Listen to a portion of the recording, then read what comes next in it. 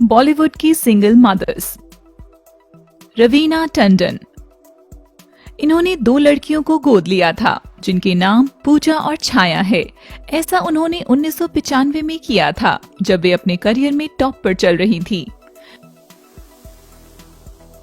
मलाइका अरोड़ा। अरबाज खान से मलाइका अरोड़ा अलग हो गई तो इसके बाद भी वे एक सिंगल मदर ही बन गईं। उन्हें अपने बेटे की कस्टडी मिल गई। वे खुद से अपने बेटे की देखभाल कर रही हैं। Sushmita Sen. Farmer miss universe and Bollywood actress Sushmita Sen ने रिनी और अलीसा नाम की 2 बेटियों को गोद लेकर हर किसी के लिए एग्जाम्पल पेश किया था। सुष्मिता सेन दोनों बेटियों की सिंगल मदर हैं। एकता कपूर। अपने भाई तुषार कपूर की तरह ही एकता कपूर ने सरोगेसी को चुना और शादी से पहले वे मां बन गईं। सिंगल मदर के रूप में वे अपने बेटे रवि कपूर को पाल रही हैं। अमृता सिंह।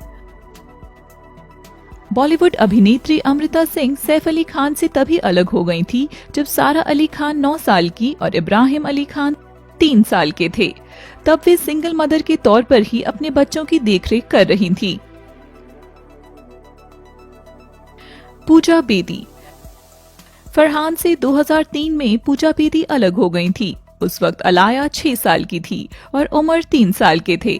अपने पति से अलग होने के बाद पूजा बेदी ने अकेली ही बच्चों को पाला है।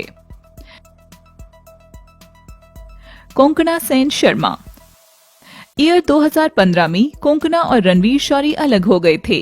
कोंकणा ने अपने बेटे हारून को खुद से पाला है और उन्होंने खुद को एक अच्छी मां कहलाने का मौका भी दिया है। महिमा चौधरी।